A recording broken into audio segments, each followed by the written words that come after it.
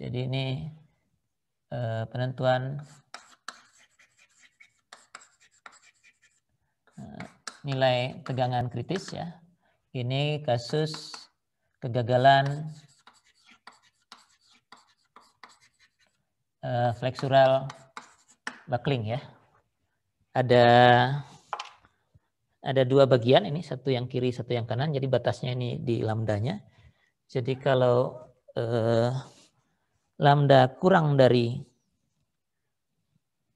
4,71. Jadi batasnya itu adalah, tadi tulis di sini. Kalau KL per R kurang atau sama dengan 4,71 akar E per F yield. Jadi ini rule-nya KL per L.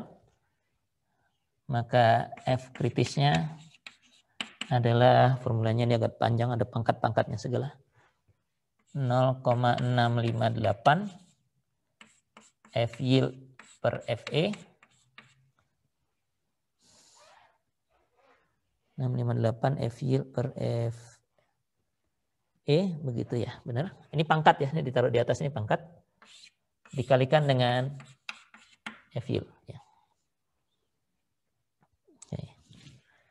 Sedangkan kalau lebih besar, jadi kalau ini, kalau KL per R-nya lebih besar dari 4,71 akar E per F yield, FCR-nya lebih mudah, 0,877 FE. Ya. Dua-dua formula ini mengandung FE ya. FE ini tegangan kritis Euler yang tadi ya. Jadi tegangan kritis Euler itu, jadi ini di mana FE itu adalah Pi kuadrat E dibagi dengan KL per R kuadrat. Ya. Jadi menentukan tegangan kritisnya hanya ini. Ya. Hanya dua ini. Oke. Sudah, kita bisa langsung ke contoh aja. Ya. Yang ini dulu. Setelah itu nanti kalau tidak langsing, slender penampangnya, ada ketentuan lain untuk local buckling. Baru setelah itu mungkin minggu depan itu yang ini, yang flexural torsional dan torsional buckling. Oke, ketentuannya ini kita cobain contoh aja dulu.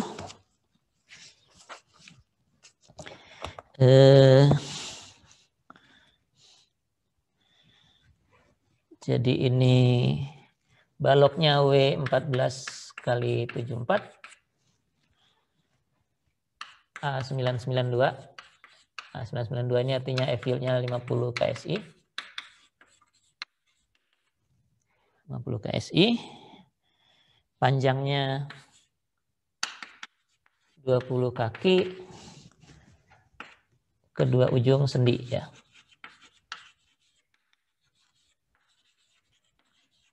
Artinya ini nanti K-nya sama dengan 1. Lalu tentukan design strength dan allowable strength-nya ya. Jadi design strength itu PPN. Wow, P-nya belum saya sampaikan ya. Dan juga PN per omega. Ini sebutnya design strength, yang ini sebutnya allowable strength. Tadi rule-nya, kriterianya lupa untuk V dan ininya. Jadi PN itu adalah tegangan kritis dikalikan dengan luas penampang utuh, gross. Kalau LRFD, V-nya 0,9. Kalau ASD, pakai omega 1,67. Dan ketentuannya sama, PU harus lebih kecil atau sama dengan VPN. Dan atau kalau pakai ASD, PA harus lebih kecil sama dengan PN per omega. Ya. Ini di contoh pertama kita baru lihat yang sisi sebelah kanan ini saja dulu, karena belum dikasih tahu PU atau PA-nya. Yang dikasih tahu hanya penampangnya. Jadi cari VPN-nya berapa kalau pakai LRFD. Dan PN per omeganya kalau pakai ASD. Nah, pertama tentu kita harus cek dulu slender atau non slendernya ya.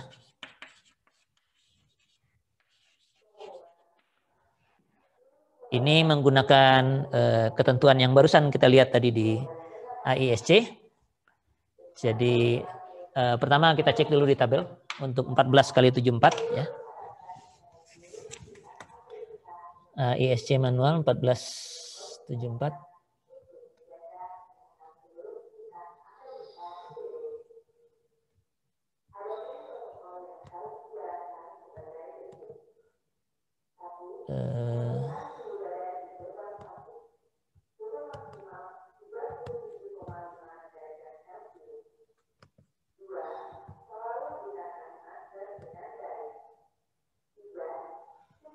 Bab 1 ya, tabel 11 W14 kali 74.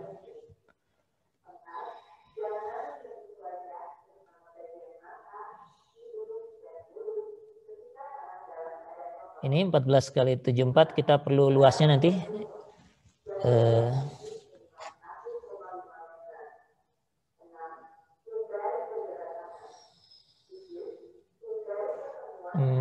74 yang ini ya. Jadi luasnya 21,8, saya tulis dulu aja.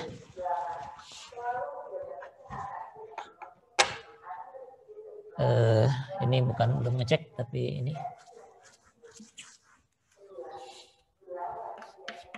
AG-nya 21,8. Lalu di halaman berikutnya kita perlu lihat B per TW-nya.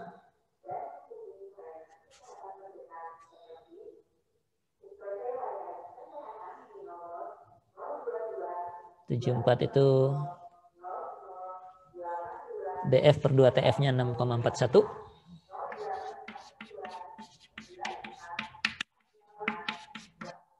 Dan H per TW-nya 25,4. Ini saya catat angka-angkanya untuk mengecek apakah dia masuk kategori slender atau non slender nanti. Tapi sebenarnya seperti halnya yang lentur yang lalu, kalau kita lihat W14 kali 74 ini tidak ada, nah mana tadi 14 ya. Ini tidak ada tanda C-nya ya di atasnya. Tidak ada catatan kakinya, artinya dari situ sebenarnya kita bisa menyimpulkan bahwa kategorinya adalah non slender ya. Tapi sebagai contoh ya kita kerjakan saja ya. Ini ya, jadi kita cek dengan B per 2 TF-nya 6,41 dan H per TW-nya 25,4. Kita periksa dengan lambda R-nya. Oh iya, lambda R-nya harus lihat di AISC lagi. Cek dulu aja. Jadi BF per 2 TF sama dengan 6,41. Sedangkan lambda R-nya kita lihat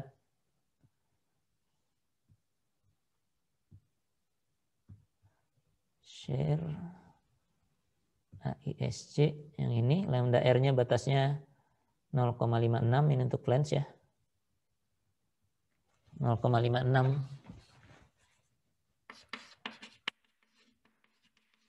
Akar E per F yield. Dan untuk webnya ini 1,49 ya. Nanti yang satunya lagi lambda R untuk webnya, ini untuk lens. Ini untuk web 1,49 akar E per F yield. Oke, saya stop share-nya. Ini kalau kita hitung,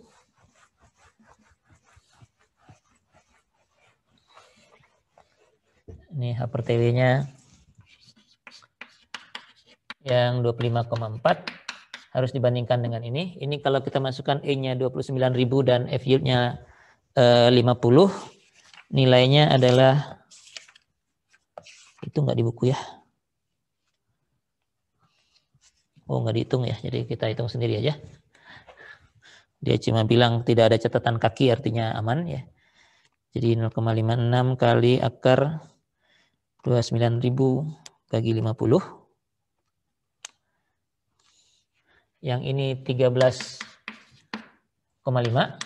Jadi ini 6,41 kecil dari 13,5. Artinya flange-nya non-slender. Kemudian ini untuk web angkanya 35,9. Ini juga lebih kecil. Jadi dari yang atas ini flange non-slender. Dan dari yang ini yang kedua ini webnya juga non-slender ya. Artinya lagi local buckling tidak perlu diperiksa ya. Cukup flexural buckling saja ya. Nah, untuk flexural buckling kita cek batasnya tadi. Oh, cek lambdanya dulu ya. KL per R. Untuk kasus kita ini, karena kedua ujung sendi K-nya 1. R-nya lupa baca. Harus lihat lagi nanti. Biar saya aja yang baca, mungkin tidak usah di-share. L-nya 20, tapi satuannya kaki. 20 kali 12. Agar jadi inci, dibagi dengan R-nya. R ini adalah jari-jari girasi yang terkecil ya. Kalau untuk penampang white flank pasti terhadap sumbu Y ya. RY-nya yang lebih kecil. Saya bacakan saja di sini daripada bolak-balik share. 14 kali 74 itu RY-nya. Mana yang 74? RY-nya 2,48 ya.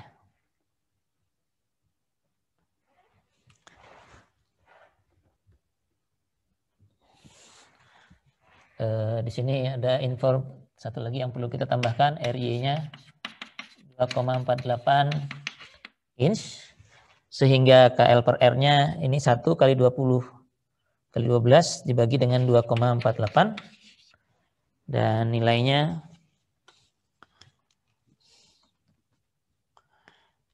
2,48. 96,8 ya. Nah, batasnya tadi adalah 4,71 akar E per F yield. Ini 4,71. Ini batas antara tegangan kritis yang inelastic buckling dengan yang elastic buckling. Akar 29.000 bagi 50. 4,71 kali akar 29.000 bagi 50. Ini 113,4. Jadi ini lebih kecil ya. Lebih kecil artinya ambil yang tadi sudah kehapus, yang 0,658 pangkat sekian itu tadi. Ini saya hapus di sini. Ini sudah tidak kita perlukan. Kita paling perlunya luas ini ya, 21,8 ini nanti untuk menentukan kapasitas aksialnya.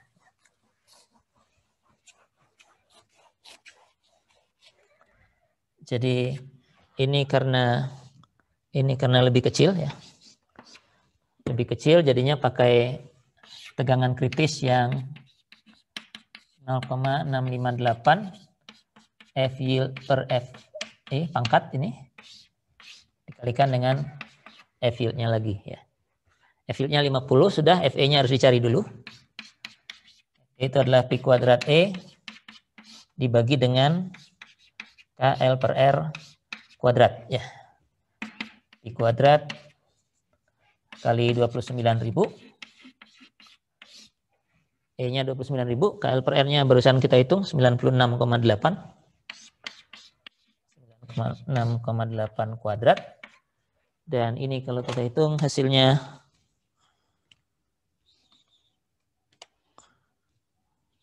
kuadrat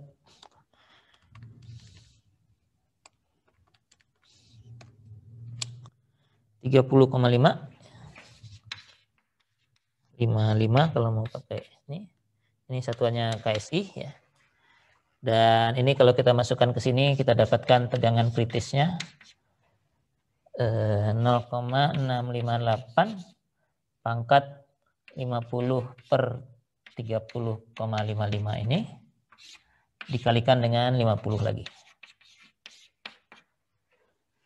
Nah, ini kalau ini dihitungkan rasanya di sini, saya pakai angkanya aja daripada mencet ini. Ini kalau dihitung 25,21.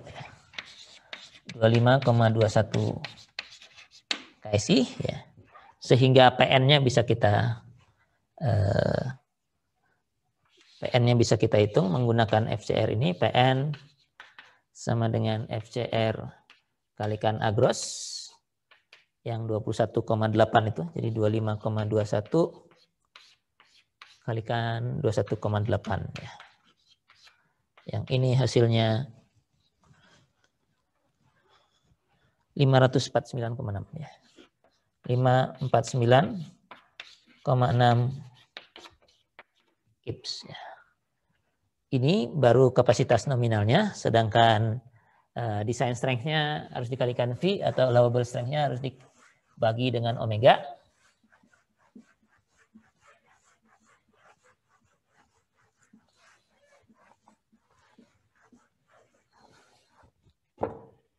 Jadi VPN itu 0,9 kali 549,6. Nilainya 495 kips.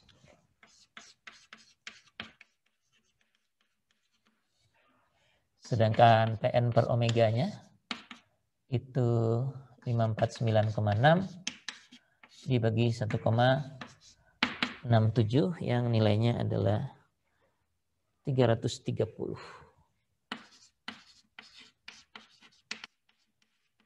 Ya. Jadi ini kapasitasnya sesuai dengan LRFD dan ASD. Nanti tinggal dibandingkan, kalau ini dibandingkan dengan PU-nya, kalau ini dibandingkan dengan PA-nya.